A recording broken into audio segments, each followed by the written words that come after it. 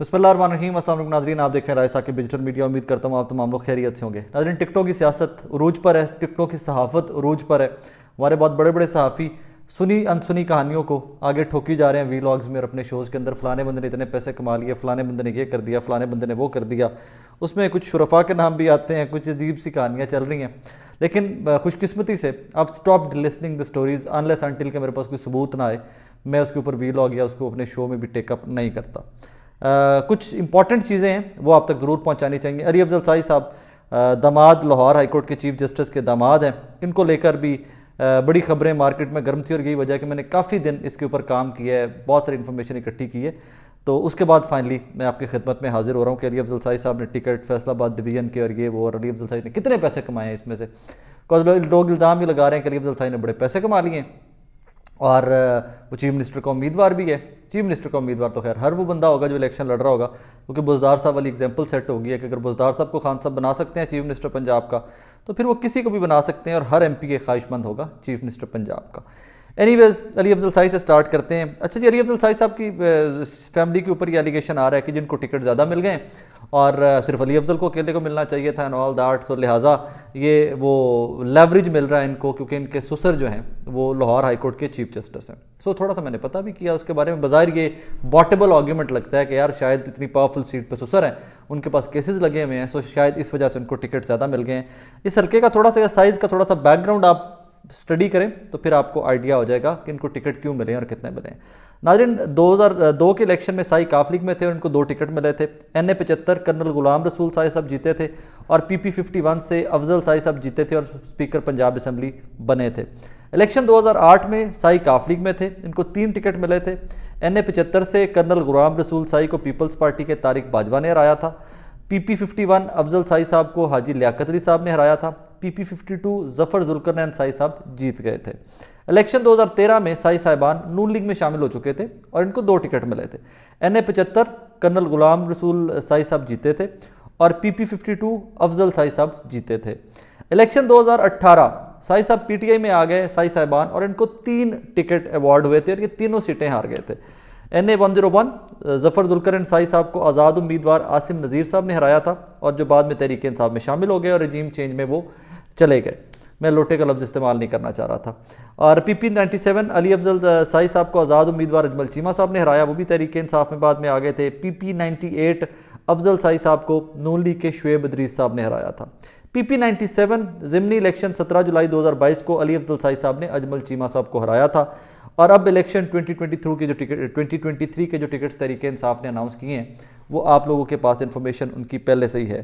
सो साई साहिबान के ऊपर जो ये इल्ज़ाम लगता आ रहा था ना, जिसको मैंने भी पहले आई बॉट इट, कि मुझे भी पहले लगा कि यार वाकई में चीफ जस्टिस हाई कोर्ट वाला असर और रसूख जो है वो साई साहिबान फुल इंजॉय कर रहे हैं, Ali Afzal and all that, so उनको इस वजह से टिकट्स मिल गए हैं एवरीथिंग। लेकिन नहीं, साई साहिबान शुरू से ही 3 सीटों के ऊपर लड़ते आ रहे हैं। सो यही वजह है कि, और एक और चीज़ जो तहरीक इंसाफ के कुछ लोगों से मेरी बात हुई है, उन्होंने कहा जी कि ये 3 टिकटों वाली कहानी अभी तक है। अगर ये जनरल इलेक्शन हो रहे होते, इकट्ठे इलेक्शन हो रहे होते मरकज़ के और सूबाई असम्बलीज़ के, तो साइयों ने ऊपर भी चले जाना था, नेशनल असम्बली पर भी और सूबाई पर भी आना था। तो ये प्रोपोगेंडा जो था, इस प्रोपोगेंडा ने दम तोड़ जाना था। अच्छा जी, अब एक और हल्का है जो हेडलाइंस भी बनती रही हैं और वो नेशनल टेलीविज़न के ऊपर भी वो हल्का चलता रहा। कुछ तफसीलात में उस हल्के की आपके सामने रख दूँ। एहसान तूर साहब हैं जी, तांदलियावाला से, फैसलाबाद से, नौजवान हैं, पाकिस्तान तहरीक इंसाफ के बहुत पुराने वर्कर हैं, बच्चे होते हुए के वर्कर हैं, जो ISF के नौजवान थे ना, जो स्कूलों और कॉलेजों में से शामिल हुए थे ISF में और इमरान खान के साथ, उन लोगों में से हैं और बड़ा लंबा चौड़ा पॉलिटिकल करियर इनका, यूथ का, ISF का एंड ऑल दैट, अच्छे ओहदों पर भी ये काम कर चुके हैं पार्टी के अंदर। इसमें एहसान तूर साहब को टिकट अवार्ड हुआ था जी पाकिस्तान तहरीक इंसाफ का, जो यूथ के कुछ चंद टिकट्स थे उनमें से एहसान तूर साहब का भी था। और उसके बाद आगे क्या कहानी हुई कि एहसान तूर साहब के बाद रिव्यू में गए कोई साहब हैं वहाँ पर, शेर दाऊद खान साहब, आप भी ज़रा कॉल्स करिएगा रिपोर्टर्स को, वहाँ पे लोकल अजीज़ रिश्तेदार हैं तो आपको पता चल जाएगा। शेर दाऊद खान साहब ने नाज़रीन 2022 के अंदर मुस्लिम लीग नून को छोड़ा और ये पाकिस्तान तहरीक इंसाफ में शामिल हुए। इससे पहले ये यूनियन काउंसिल का इलेक्शन लड़ चुके हुए हैं and that is his political career, वरना ये थ्रू आउट PMLN में रहे हुए और PMLN के कुछ जो चीदा लोग हैं उनके बड़े करीब रहकर उन्होंने सियासी तौर के ऊपर काम किया हुआ है। इसके पीछे शेर दाऊद खान साहब को टिकट मिलने के पीछे इनकी लोकल सियासत तो बहुत ही ज़्यादा इन्वॉल्व है फैसलाबाद की।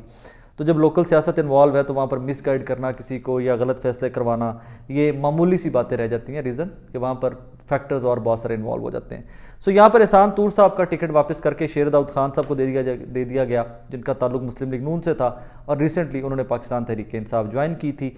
इसके ऊपर एहसान तूर साहब ने खुदकुशी की अटैम्प्ट भी ली, खबरें बनती रहीं।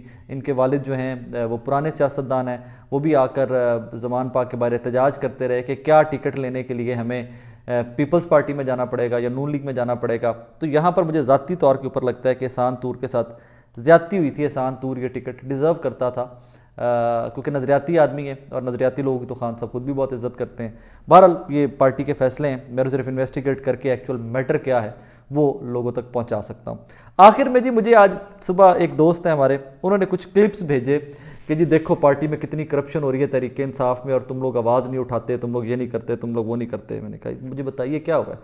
उन्होंने मुझे एक क्लिप भेजा जी जावेद चौधरी साहब का। उसमें जावेद चौधरी साहब कह रहे हैं कि जी फ़लाँ बंदे ने इतने पैसे लिए हैं, फ़लाँ एक्स फेडरल मिनिस्टर ने इतने पैसे लिए हैं, और मुबैना तौर के ऊपर, क्योंकि मुबैना का एक कहानी इस तरह की होती है सहाफ़ियों के पास कि मुबैना में रख के हम किसी को भी लताड़ देते हैं और we are neat and clean people. अच्छा जी, उसमें वो नाम ले रहे हैं, पॉलिटिकल सेक्रेटरी हैं इमरान खान साहब के हाफिज़ फ़रद साहब, उनका नाम ले रहे हैं, फ़रूख हबीब साहब का नाम ले रहे हैं। तो मैं थोड़ा सा इन लोगों का भी बैकग्राउंड बता दूं, किसी ने पैसे लिए हैं नहीं लिए उसका तो मेरे साथ कोई लेना देना नहीं है, उसकी कहानी तो मेरे I have nothing to do with that. Hafiz Farad नाज़रीन 2008 से इमरान खान के पॉलिटिकल सेक्रेटरी हैं, बड़े लॉयल, और जो ये 2-3 लोग इकट्ठे आए थे पाकिस्तान तहरीक इंसाफ के अंदर, उसमें हाफिज़ फ़रद थे, उसमें फ़रूख हबीब थे। ये पंजाब यूनिवर्सिटी के ज़माने से ये इमरान खान साहब के साथ जुड़ गए हुए थे, दोस्त भी हैं ये लोग पुराने, और उसी ज़माने से जुड़े हुए हैं तहरीक इंसाफ के साथ। 2008 में इमरान खान साहब के पॉलिटिकल सेक्रेटरी थे हाफिज़ फ़रद। हाफिज़ फ़रद की बड़ी ग्रिप है पाकिस्तान की सियासत की, हलकों की सियासत के ऊपर, कौन सी फैमिलीज़ के कितने वोट हैं, बरादरी के वोट के हैं, ये वो बड़ी इनकी गहरी नज़र है हाफिज़ फ़रद की। He is encyclopedia of that. इनके ऊपर इल्ज़ाम लगा दिए गए हैं और जावेद चौधरी साहब ने अपने वीलॉग में भी मेंशन कर दिया है। अच्छा, मज़े की बात यह है कि हाफिज़ फ़रद साहब के पास जिस इन्फॉर्मेशन की जावेद चौधरी साहब बात कर रहे हैं, मैं आपको दावे से कह सकता हूँ कि वो नहीं थी कि टिकट किसको मिलेगा किसको नहीं मिलेगा and all that. Imran Khan साहब ने ये टिकट वो अभी तक ओन करते हैं, खान साहब के टिकट इस समय मैंने खुद दिए हैं सारे के सारे। हाफिज़ फ़रद साहब के तो फ़ोन भी बंद होते थे कि किसी बंदे से रब्ता इनका या फ़रूख हबीब ने इनके बिहाफ पे या इन्फॉर्मेशन के बिहाफ पे कोई पैसे लिए में, कोई ऐसा चक्कर नहीं था। हाफिज़ फ़रद को सिर्फ एक पॉलिटिकल रगड़ा दिया था जहांगीर तरीन और अलीम खान साहब ने, उस टाइम के अंदर ये तहरीक इंसाफ से पुश बैक किए गए थे और 2018 का इलेक्शन उन्होंने नहीं लड़ा था। इनको टिकट अवार्ड हुआ जहांगीर तरीन साहब की मोहब्बत में, अलीम खान साहब की मोहब्बत में और हाफिज़ साहब की मोहब्बत में वो टिकट वापस हो गया और हाफिज़ फ़रद को वो टिकट नहीं मिला था। सो ये कहानियाँ सुनी सुनाई ट्रेवल करती रहती हैं और हमारे बड़े जो सीनियर लोग हैं वो चंद व्यूज़ और चंद डॉलर्स के लिए जब इस तरह की कहानियाँ आगे फर्दर फैला रहे थे तो मुझे मायूसी होती है। गलतियाँ कोताहियाँ होती हैं, लेकिन उसको पहले थोड़ा सा मजीद इन्वेस्टिगेट कर लेना चाहिए कि ये जो टिकटों की फाइनल लिस्टें हुई थी ना रात को जब सुबह अनाउंस हो रही थी, जब टिकटें अपलोड होनी थी, तो I am telling you today, आप क्रॉस चेक कीजिएगा, तहरीक इंसाफ के लोग भी और सीनियर सहाफ़ी भी तमाम लोग क्रॉस चेक कीजिएगा।